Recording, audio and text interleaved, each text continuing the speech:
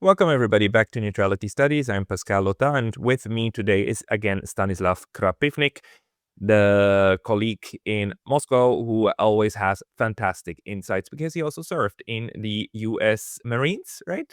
No, Army. The Army, sorry, the US Army. So, Not a jarhead. I was a trackhead and a grunt, but not a jarhead. well, you've been analyzing these international situations for decades now. Stas, after 1 week and 2 days of slaughter in Iran and this new insane war, what is your assessment now? Well, we're about to enter a much worse phase because for two reasons. Obviously, now it's become an oil war, and we're watching it step by step evolve, and it gets worse for two reasons. One, the Americans have no plan. They never had a plan. Trump was convinced 4 days, and that's it. We're in on day 9. And the oil markets have panicked. They're finally starting to really realize that, oh, this is long term. So oil hit 110. It's not stopping, obviously. It was going up very slowly at first. It was like the first day is 2.5% ice. You'd think it'd be the big spike, but everybody's believing America's little BS about, oh, it'll be 4 days, 4 days. Well, now I think they're starting to price in no, it's not. So that's from one side, and the Americans have made it very clear the last couple days because I mean their story and position just changes by the hour. You have no idea why are they here? Well, they finally start coming out. They're here because of the oil. I know it's a shock. Everybody's shocked. They want oil. They want what's ours is ours. What's yours is also. It's the best commercial for any nation in the world to nuke up. North Korea. It's not been touched. Plenty of resources will never be touched by America because they can reach out and touch America. That's it. That's the lesson for every single nation that has anything worth taking. Arm up. I'm not talking conventionally. Arm up with nukes. We're going to have an unfortunate thing by America's stupidity. Is every nation that can is going to nuke up. The other thing is you're dealing with Israelis who are, well, first of all, we know that this all started because of the Israelis. As we've heard the big word salad from Marco Rubio and then Johnson, Speaker of the House of Representatives, and they went blah blah blah, lots of words, and you boil it all down to, well, we weren't planning on doing this, but the Israelis are going in, and we had no choice. Sure, you had a choice. You could have gone, Iran, we're not in this. Have fun with the Israelis. Don't touch us. We're not touching you. That would have worked real well. But then the donor class would be very, very upset with you, wouldn't it? And Marco Rubio's chances of being president would be zero. That's the big difference to the 12-day war last year in June, right? That's when Israel attacked, and the United States said we're not part of this until the very end. I mean, we know that they were part of it, we know that they prepared, but this time it's a completely different game, right? They said we attacked first, both of us together, and Trump came out with this insane statement of what the war aims are, and he keeps repeating that at the moment. Iran must unconditionally surrender, or else we continue. So that's the language that they used with Japan at the end of the Second World War, before they dropped the nuclear bombs on them, and that was the war aim, and it was achieved by completely bombing and killing the civilian population. And it seems to me that this is very much what they're after at the moment here with what they're doing here. I mean, the Red Crescent just published actually a letter saying, like, look, in the first 1 week we've had 6,668 civilian structures that were bombed, 5,500 residential units, 1,000 commercial units, 14 medical centers, 65 schools. And so on and so forth. 7 Red Crescent relief workers have been killed in this thing, and the pictures that reach us from the bombing of the oil drilling or refining stations is apocalyptic. We can see the Iran in Tehran, the ditches burning.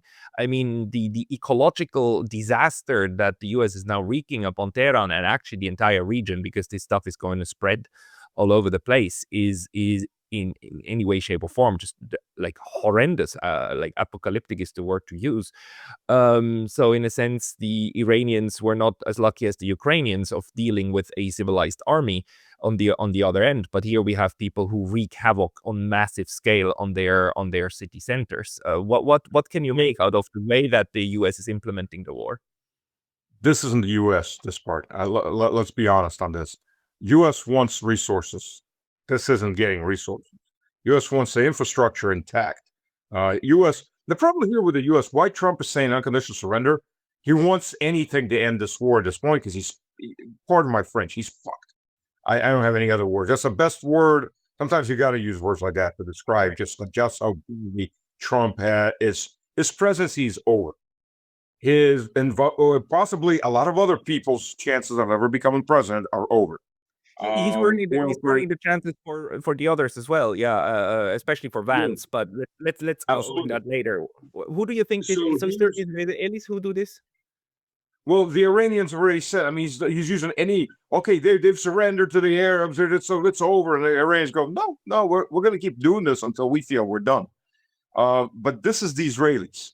The Israelis struck this. This is because the Israelis are running a little bit of a different scheme here. They're doing the scheme of extermination of everybody that lives there, who isn't Israeli and isn't. I mean, they're flat out. Look, they're genociding Lebanon right now. They've hit. The Israelis start posting articles that look, the UAE has entered this war. They took out an Iranian desalination plant on the Kar Island, which is somehow that island. Well, it's mostly oil infrastructure for loading ships. It has like 30 villages. I'm assuming they're pretty tiny villages that have that many villages on that island. It's probably just people who are working in that area, but they hit a desalination plant. And the UAE is like, no, we didn't do this. We're not in this. It's the Israelis that did it. And there's a reason the Israelis are doing it, because they want to exterminate the population. Think of what's going to happen right now. You want to talk about mass die-off of humanity. If this, and Iran has actually struck back, or maybe Iran has struck back. The Bahraini desalination plant has been hit. Just to understand, and the Iranians say, no, we're going to go after the Israeli desalination plants. Since they're hidden.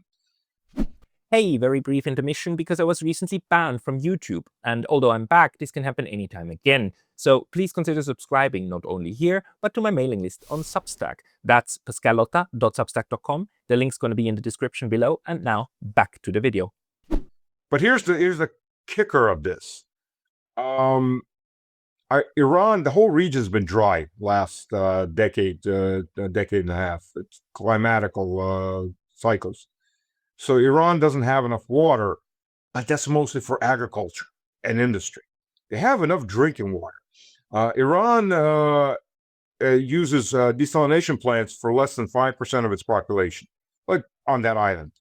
On the other hand, the Gulf state Arabs are 80 to 100% on desalination plants, because these are artificial countries, if you think about it.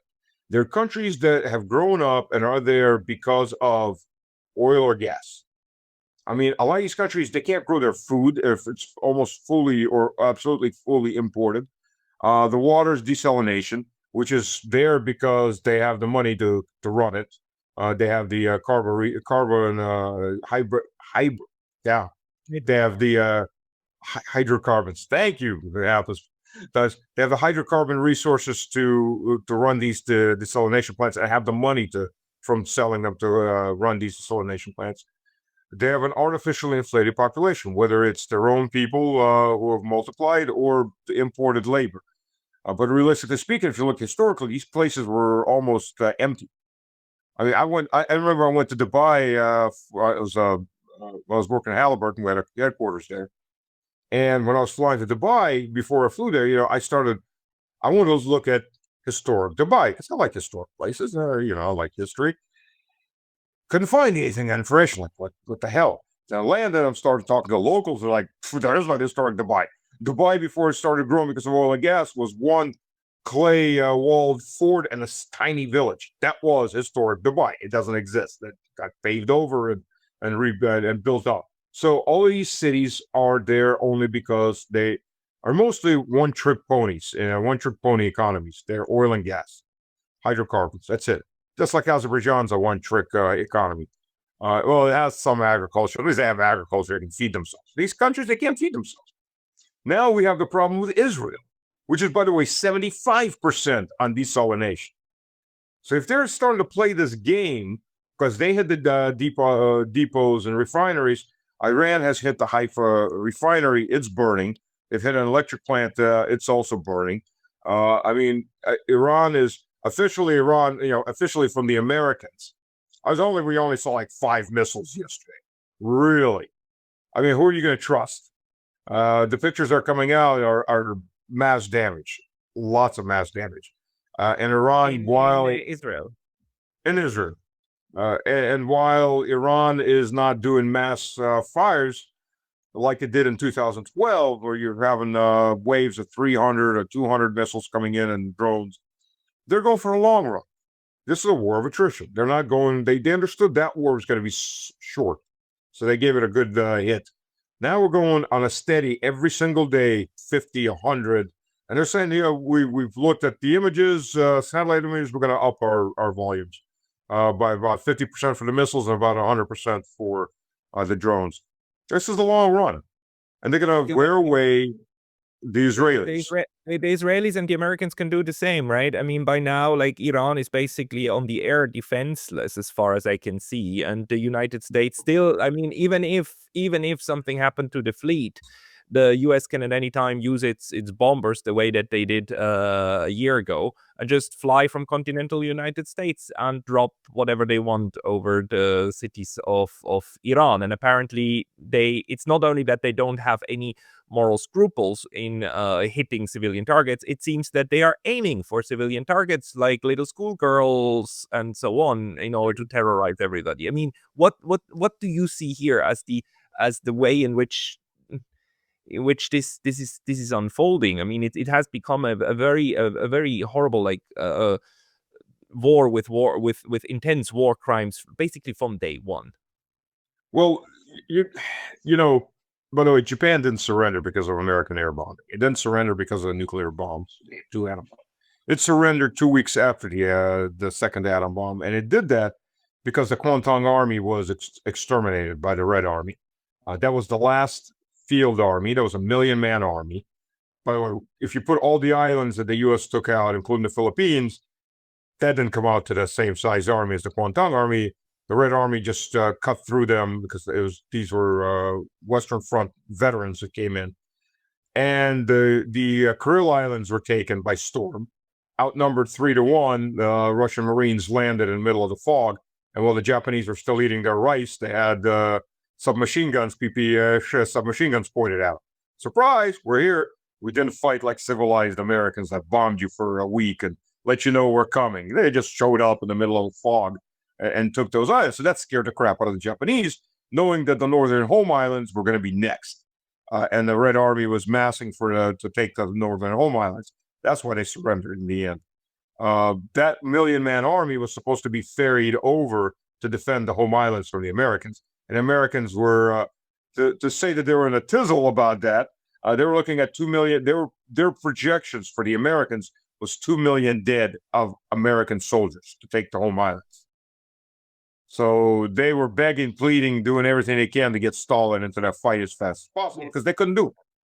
They'd have to. Think that the entrance of the Soviet Union into the war was way more had much more weight on the political decision to surrender. But like, what is the game for Iran now? I mean, do you think that there's people in Washington who think that they can do that again? Like they can pull off a Japan-style unconditional surrender?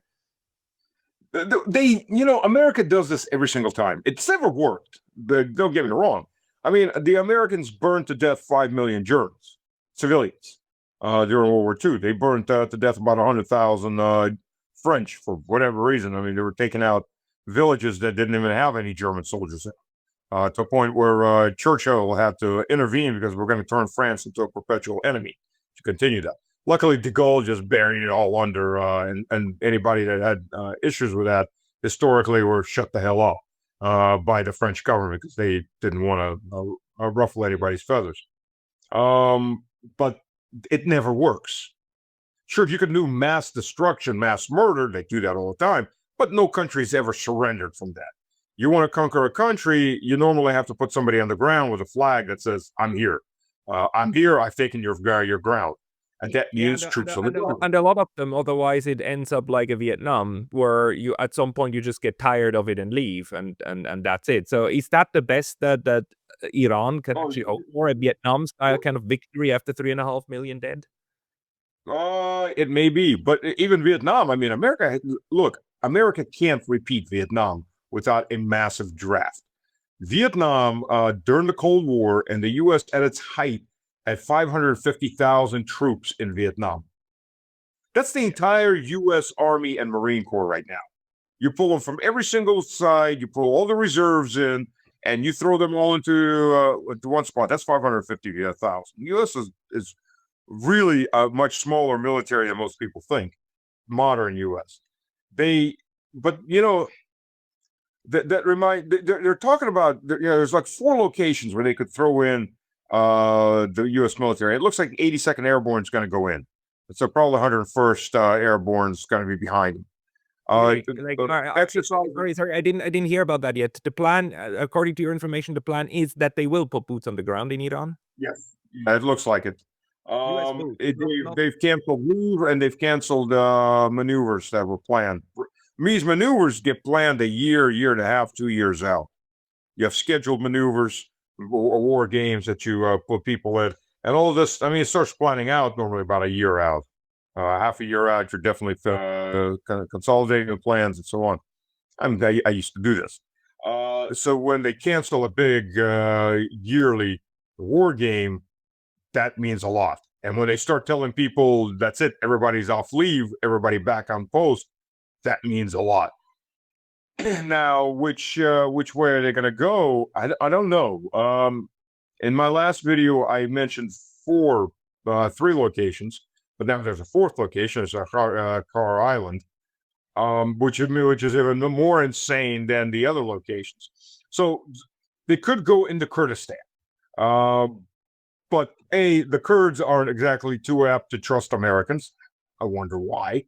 El Jelani massacred them after the Trump just recently, 3 months ago, said, have at them. Oh, wait, will we need them now?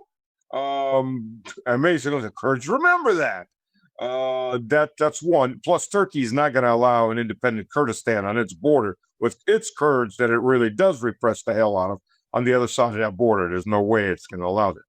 Alternatively, they could go through Azerbaijan. That's probably the sanest place to go. Now, the logistics are insane. I mean, if you think about where the U.S. military would have to feed, considering it's right between Russia and Iran. Oh, and Russia will probably supply Iran and give out satellite data, and so will China. Oh, shock, I know. But Russia's been warned by the U.S. It will have consequences. Okay, 4 years of proxy, Russia will have consequences. Keep dreaming. At this point, that's how much anybody cares.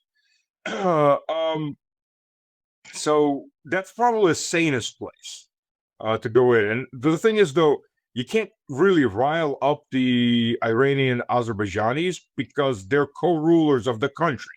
Not only has one of the previous presidents been Azerbaijani, Khomeini was Azerbaijani, and so is his son, who's going to be the new supreme leader. You cannot get these people to go revolt against what? They're in power. Their ethnos is in power. It's pretty damn hard to get them up and revolting.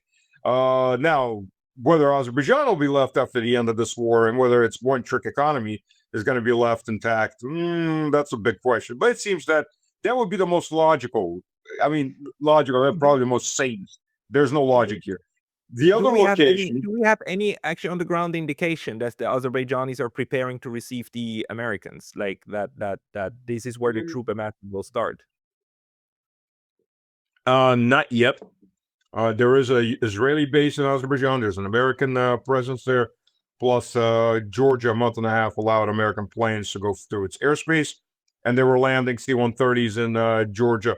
right after that. So maybe that's where the drones came from, that mystery drones that they needed to start a war with. And there's from what I've been being told, there's Israeli agitators trying to get Georgia into a fighting mood. So I guess against Russia. The Iran is a little bit far away from them, but that's the sanest place. Okay. Because if you have to retreat out, you can retreat back out. Right. And But you would need, in order for that to happen, you would need the okay from Erdogan, because Azerbaijan won't act without Erdogan's thumb up. I mean, they'd have to pass through. They'd have to pass through Turkey, obviously. I mean, they and once they get through Turkey, they'd go through Georgian airspace and into Azerbaijan. I mean, that I could see that Azerbaijan, Erdogan plays every side, and the most you can. Right. Now, I thought the most insane place was going to be the Straits of Hormuz, because you couldn't land the airborne by dropping them out of parachutes. It'd be a massacre.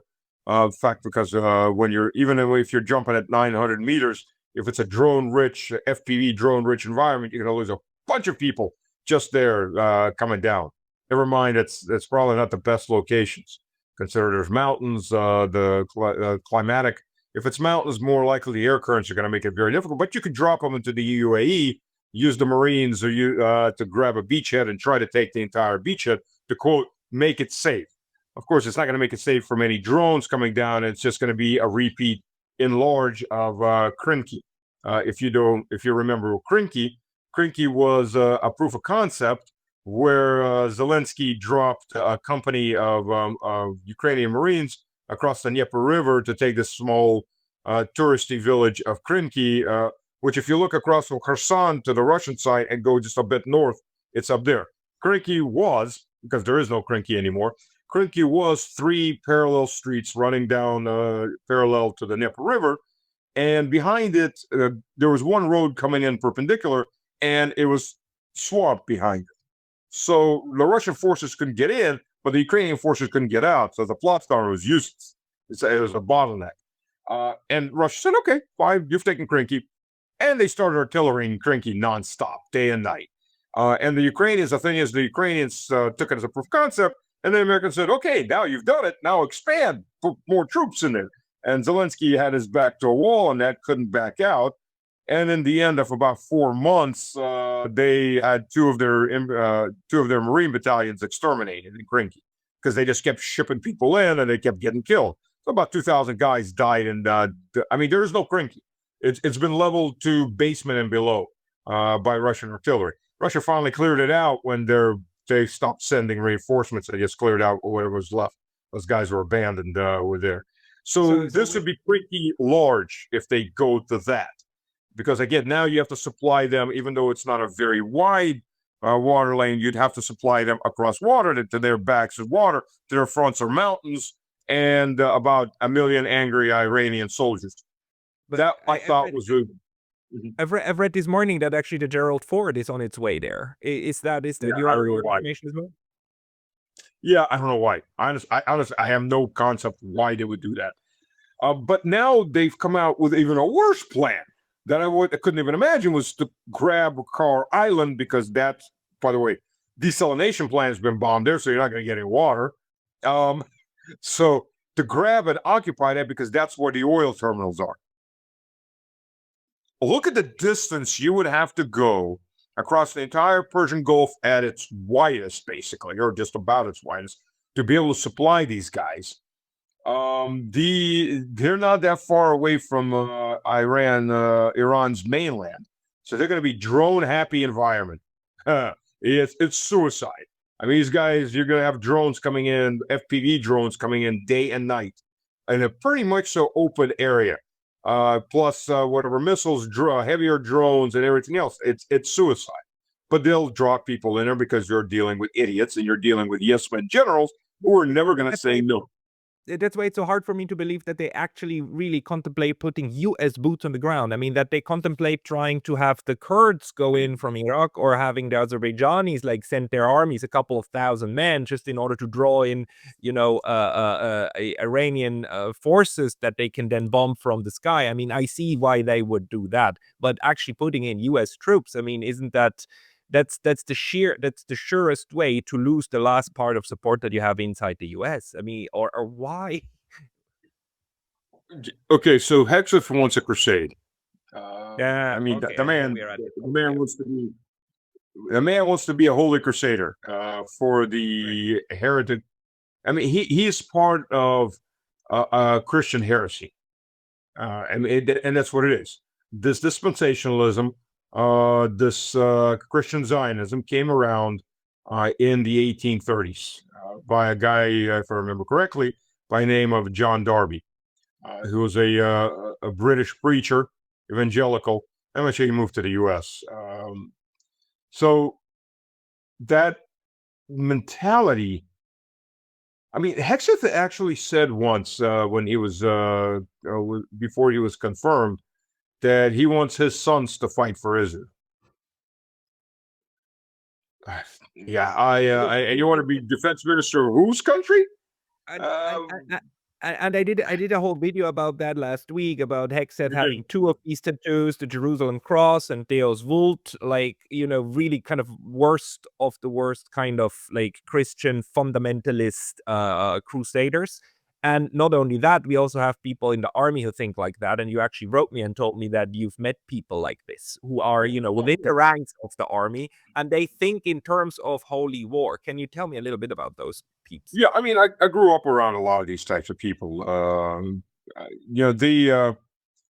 It's not all evangelicals are Christian Zionists, and for I've been talking to people, it seems amongst the youth they've been moving away from that. But Christian Zionist is an absolute heresy. In Christianity, the understanding from day one of the church, what they're now calling the heresy, the Christian Zionists are calling this a heresy. It this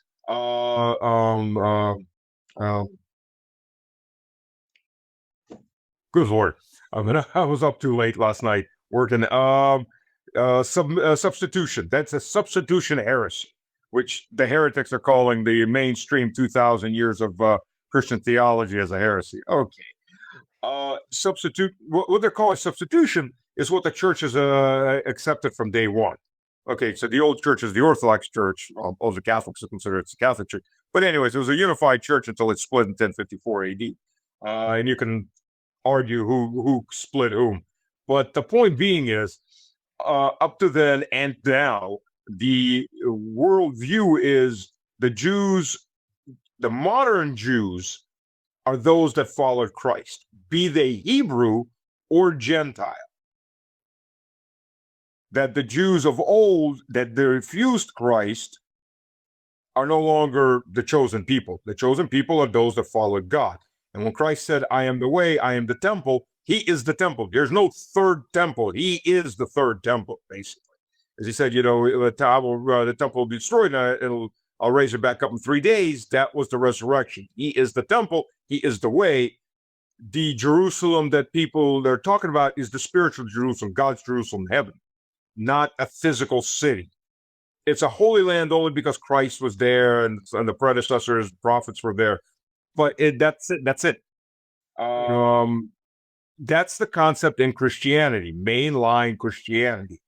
These guys, they don't believe that. They believe they take he who blesses Israel will be blessed by God, and they take it to an extreme. This is from the Old Testament. They have what was called the Scofield Bible, which I think I need to look up the date it actually came out. I think it was in the 1880s it came out, somewhere around there. This is the first time that a Christian Bible, like a study type Bible, a Christian Bible, had notes in there on how you're supposed to interpret everything. The problem with when you have an organized church, you have an organized theology. It's not secret; it's there. The priests are there to guide the people and to explain that theology, and everybody's on the same sheet of paper. When you get to the evangelicals, like what we had in my university, we had what was called brickyard preacher. These are guys that basically read the Bible once or twice, probably didn't understand half of what they read because they probably never read anything else. And they go out there and they start preaching to you. And they're usually butt ass ignorant. I mean, these are just some of the most ignorant, moronic people you've ever seen in your life. I just, for a while, just for fun, I just twisted them around because you start asking questions and the obvious logical fallacies. But one of them is an example, just as an example. We had one brickyard preacher that come out there. NC State allowed it on the brickyard. They could say what they wanted to, kind of a free speech area. And there was a couple of guys walking by with long hair. It's like, you're going to hell. You got long hair. It's like a woman. You're going to hell. Like, wait a minute. How many icons of Christ have I seen with a crew cut? None. It's like, this is the level of pure ignorance and judgmentalism. In Orthodoxy, it's hate the sin but love the sinner. There is no love in this place. These is just strictly, we hate you. You're going to hell because you don't look like I look like, and so on. Or my interpretation of it. And we know now that these people are even in the White House. What is her name? Yes. The spiritual faith advisor, like or something. I mean, this lady is clearly crazy. I did my show last week. I mean, clearly crazy, and says, like, hear it rain, I want more death and destruction on the enemies of Israel. Right? That's the whole point. And then they had a prayer on Saturday or so in the Oval Office. Everybody like touching Donald Trump in deep prayer. He's the anointed. So, I mean, are we still dealing with this kind of rationalist approach toward war being the continuation of diplomacy by other means? We are outside of that realm if those people are the ones calling the shots. Look, these people, they want the second coming because they want to teleport to heaven without having to. They want to meet Jesus without having to die. That's their like aim. I mean, this is how they believe that in their rewritten assessment of theology, or assessment's a proper word, a rewritten concept of theology, Christ is going to come twice instead of the second coming being it for Christians, or the first coming as the Jews see it. It's but to them it's going to be a second and a third. The second being, as they said, out of one small text out of the Old Testament, when God comes, he will call his saints to him into the clouds. When God comes in the sky, he'll call his saints to him. I'm paraphrasing.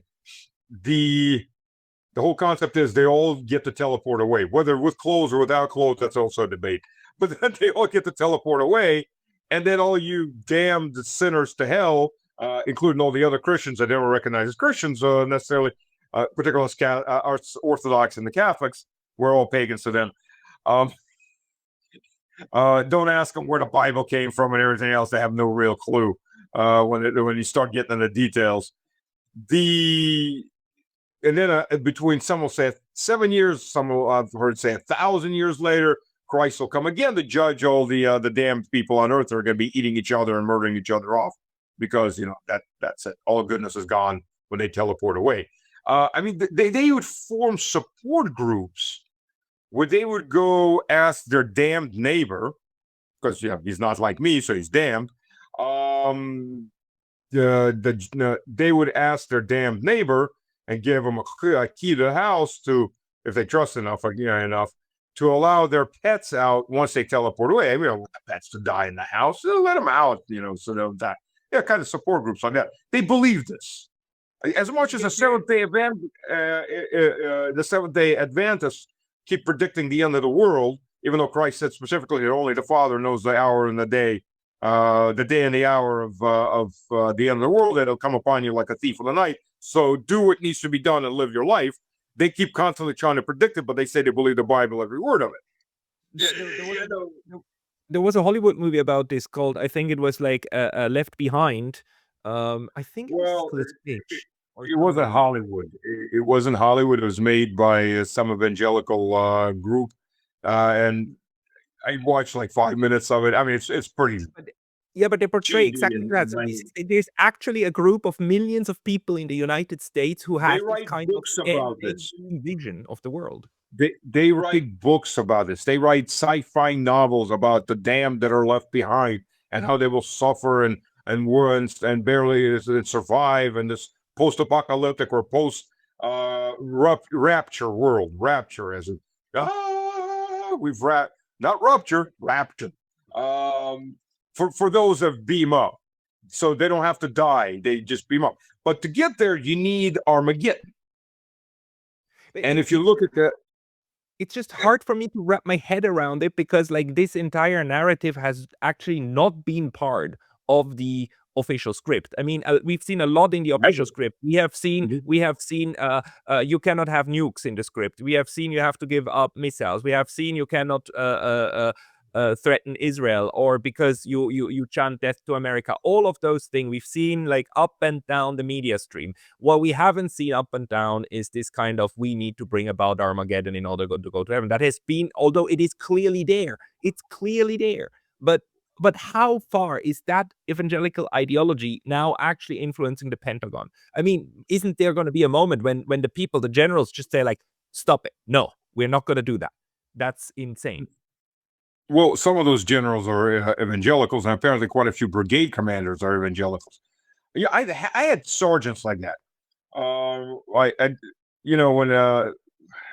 I had some sergeants like that, and they'd start this up. Because see, there's a war. It's rumors of war. It's the end of the time. It's like, as an Orthodox Christian, I tell them, keep it to yourself. Keep it to your off hours. If you guys want to get together and talk about it, I can't stop you. It's your freedom of speech. But keep it out right now, because you're just pissing other people off. The other Catholics, the Lutherans, what have you, that serve, they get annoyed by this. These guys, they're like, they're fanatics. And fanatics tend to, get excited constantly at every drop of the dime out of anything. And it was just, just keep that evangelical concepts, those endlessly end time concepts, to yourself and do your job. That was my position on it. But apparently that's now a promotable position. You want to be a brigade commander, be an end times evangelical. I guess under Pete Hexeth, that's what gets people going. Because apparently there's a lot of complaints from other Christians, by the way, not even Muslims or Jews in these units, which aren't that many people of either Islam or Judaism in the military. If we could be honest about it, it's mostly Christians. The vast majority are Christians or atheists, but they get pissed off because that's apparently what, when your brigade commander says, Trump's the anointed one, don't worry if we all get killed, we're going to get killed for Armageddon and for Israel. Wait a minute. What did I sign up to do? Who am I supposed to be defending?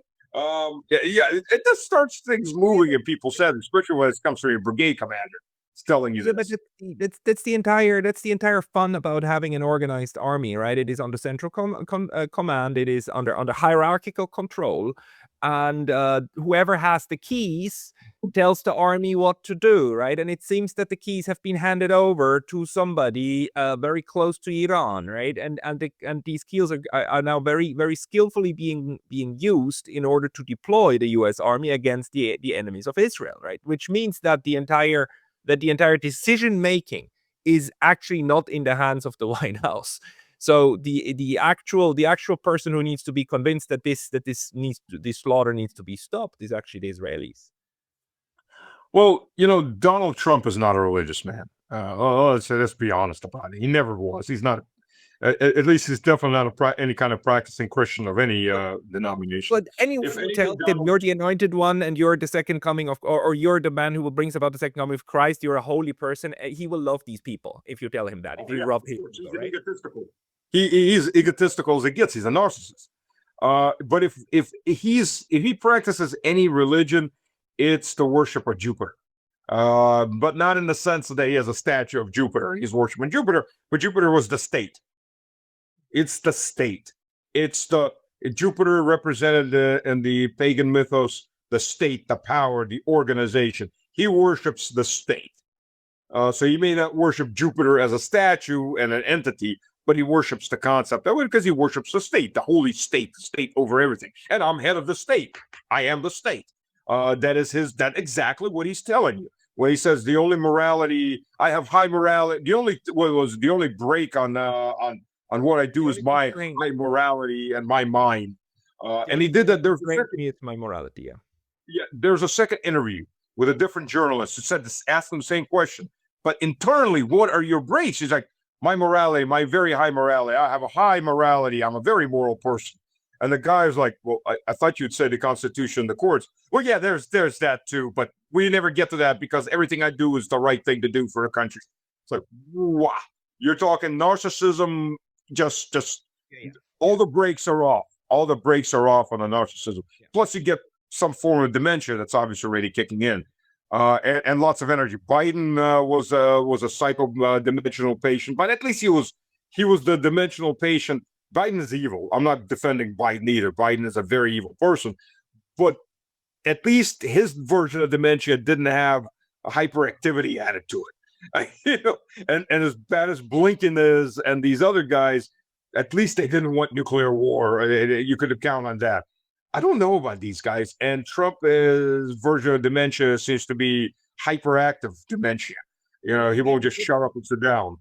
If we're talking about people and a significant number of people in these different layers of the war-making apparatus who actually believe in the end days, I mean, it would not surprise me if they thought that the end days can be brought about with nuclear weapons, right? I mean, nuclear weapon use is the goal. Or have you any information of how these people think on that level?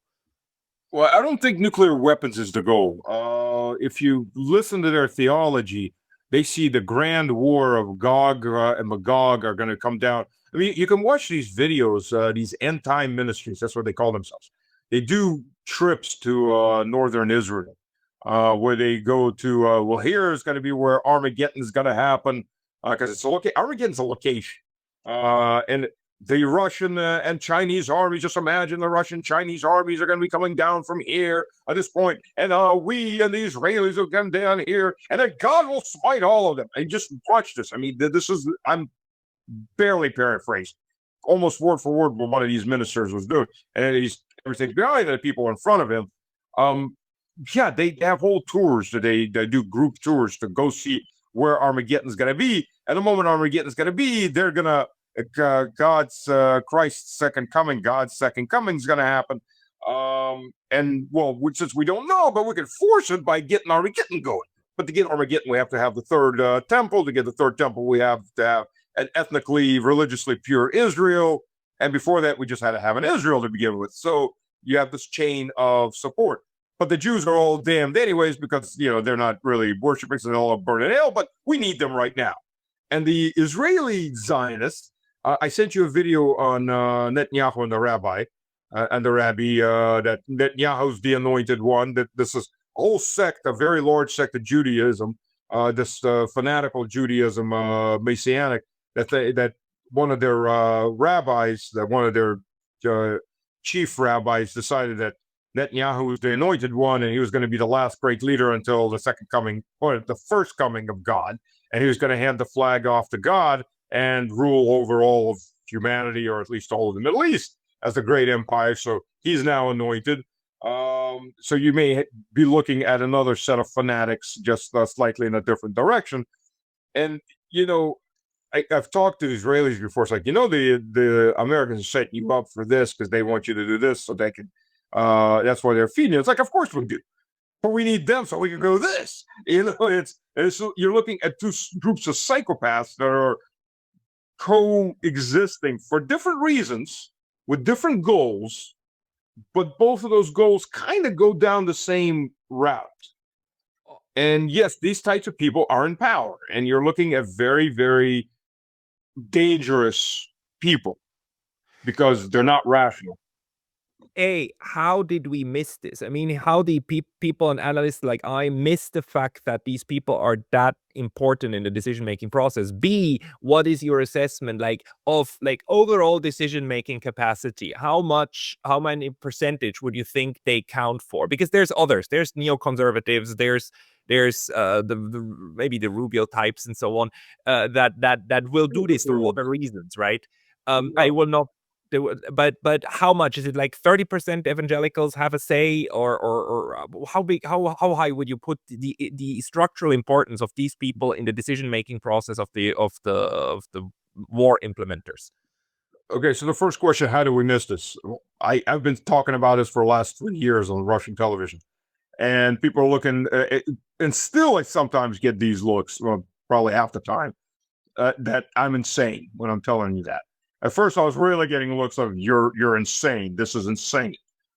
But you always had a couple people that went, oh, I mean, oh, I have no oh. problem believing that there's people who think like this, but I would naturally think that they're like sidelined, somewhere on the margins of society. But what the mistake is to know they're in the core of goddamn society. Well, for a very long time, they were on the sidelines of society. But like any worm, they keep worming their way in deeper and deeper into the heartwood, and now they're infested in the heartwood of the tree, and they're in that society. So what do you do? Yeah, there's a problem. It's not a matter of how many or as a percentage they are, it's what positions they hold. Look, the Nazis in Germany, there's only 10% of the population that ever held Nazi party cards. 90% fought for 99% probably fought for Hitler. Or for Germany or Greater Germany, whatever the concept of that was. So it doesn't, revolutions, civil wars, all of this gets started by a very small minority in any given time. You rarely ever see the majority of the population rise up and go for no. It's always a very small minority that gets everything going. The majority of the people will just go along. They're like sheep. Like it or not, the majority of people are like sheep. It's much easier just to go along than to stand up and go, no, this isn't right, and be ostracized by society. That's just how it is.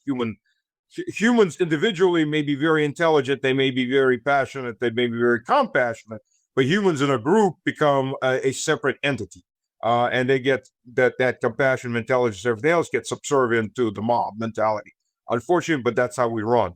The point is, if they're in key positions like Ministry of War, a few other key positions, and they have enough backing because the lobby, the Israeli lobby, which is the donor class, the main donor class, backs them because it's useful for them, then you've got a lot of big problems, and we have a lot of big problems. I think Marco Rubio is a neocon. The neocons want power. I mean, they don't want the end of the world. They're not into any kind of crusades. They're Trotskyites. They want their version of how they define power, but they want power. They want to rule. It's kind of hard to rule if everything goes to hell in a handbasket and nuclear weapons are used and everything's destroyed. There's not much to rule from a bunker. So I think Marco Rubio is starting to panic because he started to realize just how deep this hole has gone. He's trying to talk the U.S. out of it, and Trump. I mean, they're appealing. They're strictly appealing to his narcissism. All these preachers standing there. I feel the power of the anointed Christ by Christ, Trump, and all he will lead us. That they're manipulating him very effectively. They know he's a narcissist. That's how you do it to get their ends, and I think they're very effective at it. It seems like it. He doesn't know what the hell is going on half the time. I mean, he just babbles out crazy things. I don't know how much briefing. I mean, look, Tulsi Gabbard was supposed to be the saving grace. He slapped her upside the head when she said Iran isn't producing nuclear weapons. She's become a wallflower. I guess she's figured out, she's not no longer with the Democrats, which she screws it up with the Republicans. She has no political career, so she basically, as far as I can tell, sold out. But there was a key interesting moment when it was all starting up. She gave an interview that said, we're reforming the format of how we're going to do these daily security briefs into a Fox News type format, just blips. Because what wasn't read, but what was mentioned by a lot of people is Trump doesn't like reading. Let's tell these numbers and letters on this page. Just give me the 5-minute breakdown. That's what he wants. He wants the 5-minute breakdown, the blurb for the pedestrians, not what the president is supposed to be reading in the details. That already tells you that man is not going to know the details of anything. He's not interested in the details of anything. I mean, okay, so with Reagan, they might have taken it in bed. It was Nixon in bed, or he was in bed to get around him. They'll go over, necessarily at a table, whatever. But he read everything, and so did Reagan. Reagan read everything. He listened to he had competent people around him. He listened to competent opinion. We're not dealing with that kind of human being right now.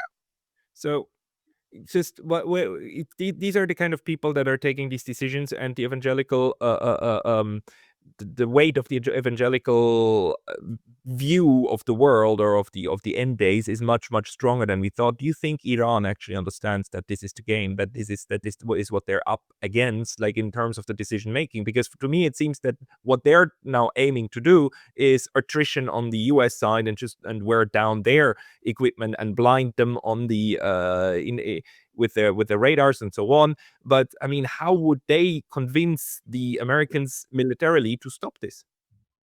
Well, one, they've already blinded the Americans and done an extremely good job. As a matter of fact, I think Raytheon was the developer of the big radar that was seeing into southern Russia. They're talking about $1 billion and 8 to 9 years to replace it. These systems were built up over time. Even the smaller radar in Qatar is looking at 12 to 24 months and $500 million. But that's if they can get enough of the high-end, refined, rare earth magnets. All the rare earths are magnetic. So if you refine them, they're automatically a magnet. That's the magnetic. They always hold a magnetic charge. So, but China's cut them off, so they have to set up their own. So you're not. It all depends how long and how expensive. It could get much more expensive. So basically, they are blind at this point. It's that's why when they said, "Oh, there's only 5 drones flying in a day," I don't believe that for a second. And the reaction time has gone down from 30-40 minutes, and where you can actually detect the launch, or sometimes the prep for the launch, down to 2-3 minutes, when it's already basically incoming, very close to hitting. So that reaction time drops very much. So they've already basically blinded the U.S. What Iran wants is boots on the ground. They very much want boots on the ground, because it's mission suicide. Iran is 70% mountains, and these aren't Appalachian mountains. These aren't Ural mountains. These are Himalaya mountains. Desert, mountains, strong points. You want to talk about it's a fortress. Iran historically has always been a fortress. There are very few people that managed to invade Iran effectively. The Soviet Union and the British did it in World War II, but at the beginning of World War II, they split Iran up to keep. Well, one, Iran was siding with Hitler, and 2, they wanted a supply route up to supply the Soviet Union that the Germans couldn't torpedo. So that was one of those moments. Iran was relatively weak and disorganized, or Persia, if you want to look at it. I mean, Persia was conquered mostly by whom? So the Arabs conquered Persia, and then the Persians twisted the Arabic version of Islam to fit their cultural needs. So twisted, I wouldn't probably the right word, adapted, modified it. And the Mongols conquered that area. But there's very few other instances of where that area was conquered, because it's a fortress. It's a mountainous fortress. You go in there, it's pretty damn hard. And modern Persia is a very, if not absolutely first world, it's pretty close to it. And scientifically, it's there, and it has beaten the West in certain fields. So they're not some primitive tribesmen running around. Though I think in the West, a lot of people, or at least in America, a lot of people think they are. Just a bunch of guys on camels running around in the desert, because they can't find Iran on a map. I mean, let's be realistic. I'd be surprised. You'd probably be surprised at the percentage of Americans probably can't find America on a map. It's a sad fact of being, but it is. Iran wants, and they flat out said this. We're waiting for you to come get us. Come get us, That's please. true. That's true. Abbas Arakchi actually said, we're waiting. So this would be, I mean, when you're being told, and they're not being told like, oh, don't throw us in the briar bush. Don't throw me in the briar bush. The rabbit to the wolf. No, they're actually going, yeah, this is just your only warning to our sanity. We're waiting for you. Just like the Yugoslav army was waiting. Yugoslavia surrendered not because of the air bombing, because Yeltsin betrayed Yugoslavia and cut aid and support for Yugoslavia. That was the final blow. Okay, the Russian ships and Chinese ships are bringing in supplies to Yugoslavia as neutral ships. And as we remember, General Clark said, "Oh, we're going to bomb them too." So and before he got pulled off the stage off of the NATO reunion tour. So from what you're seeing, you think that the Iranians are going to say like, "There, come on, do it! Like, send your troops, and then we'll show you." Instead of just like a unending aerial campaign. So you think the aerial? No, there'll be one ending aerial campaign too, from both sides. Well, the thing is, the aerial campaign on the American side is going to end down to cluster munitions and glide bombs. It already has.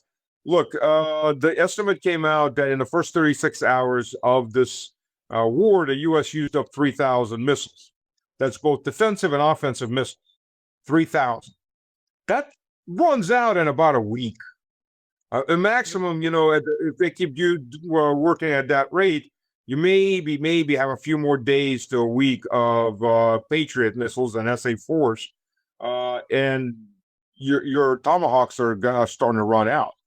U.S. just disarmed itself.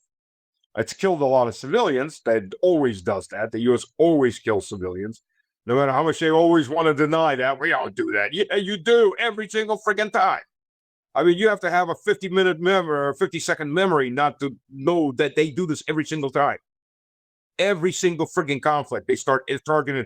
I mean, I was serving, we were targeting, when I was a cadet, just to understand this too, when I was a cadet, so we did infantry tactics every week for about once a week for about 3 hours. We did infantry tactics every single week and several years worth. So I consider myself very competent at commanding on infantry. We had a special forces sergeant that was our instructor, and you know what he taught us? Double tap everyone. No, really. If you don't need yes. If you don't need a ton, while the battle's going on, you can kill the enemy no matter what. And if he's, of course, if he surrenders, you're not allowed to shoot him by Geneva Convention, which is the law of the land of America, because it's a treaty that was ratified by Congress. You're not allowed to shoot prisoners of war, but yeah, we were taught, unless you need a tongue. Well, tongue is the Russian term, but you need somebody to speak, somebody to interrogate. You double tap everyone. And one of my professors, we know now that's what they did with the school in on the first day, right? 160 dead children, and we know they send in the second missile exactly the same place 40 minutes later in order to kill the rescue workers. Yeah, just what Israel does with Gaza. Yeah, the same thing that Ukraine does. I mean, they're taught from it's all coming from the same fountain, that the poisonous waters. If the U.S. The U.S. is using terrorist tactics. You're right. They're using bait. And the bait is to kill off the emergency services and to kill additional people. But and it's inhumane. It's a war crime. But when does the U.S. care about war? That's how they fight it. I mean, Pete Hegseth even told us he's proud of that, right? This is not a fair fight. We punch them while they're down. I mean, he uses all of these metaphors in order to say like, no, we're gonna break all and any kinds of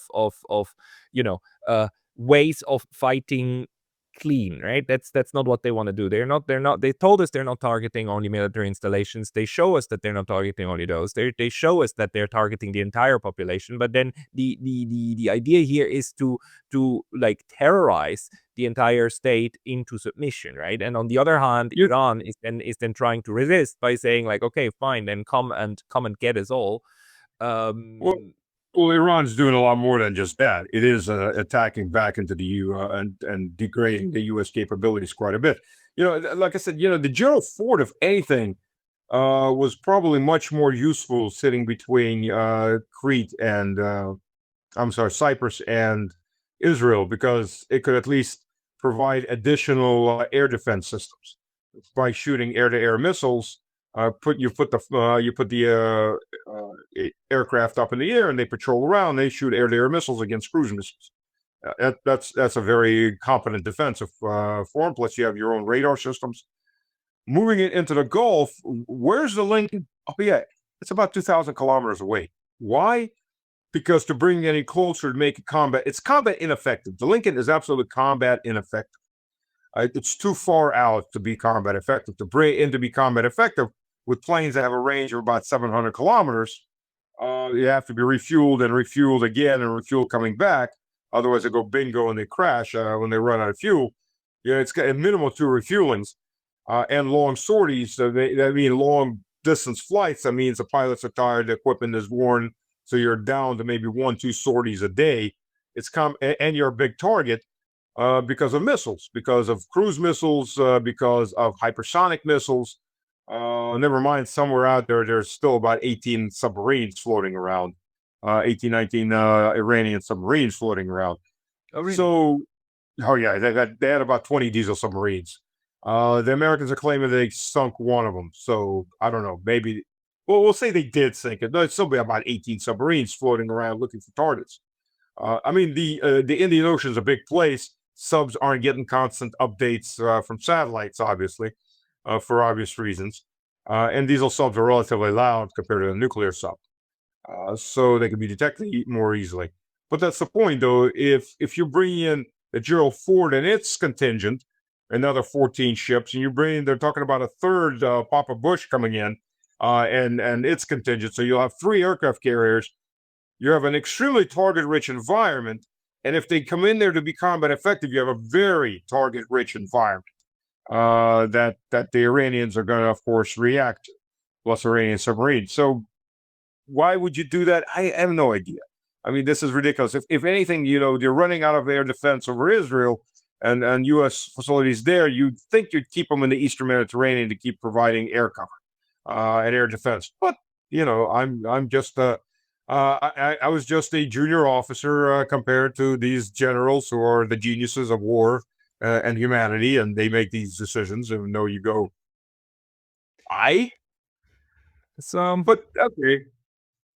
Just, I mean, to wrap up, is there something that you didn't mention yet that you think is important after, like, to understand the war after 1 week, or did we cover most of the important parts? I had this girl in one of my classes in high school. She was like a little sister to me. It was a debate class. She was younger than me, and we didn't talk for about 20 years after high school. And she found me on Facebook, and we've been talking. And she's evangelical.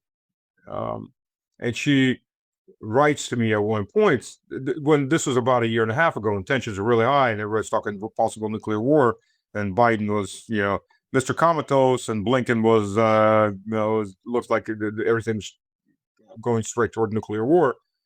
And she writes to me, it's like, I'm really happy that we're going to see each other soon. Like, are you and your husband planning on coming to Russia to visit? No, in heaven. It's going to be over soon. That's the mentality we're dealing with. Let that sink in. And let people think about that. That's the mentality we're dealing with. That doesn't make it any better. Stas, thank you very much for ruining the beginning of my week. And to everybody else, but I'm very glad for frank talk. People should find you at Slavic Man, Slavic with a K. Mr. Slavic Man, Mr. Slavic Man. There's also a Slavic Man out there, but not a Mr. Slavic Man. And Stanislav Krapivnik on X, or I couldn't get the whole name. It was too long. Google him, find his YouTube channel. He provides very, very valuable insights and updates. Stas Krapivnik, thank you very much for your time today. Thank you. Thank you very much.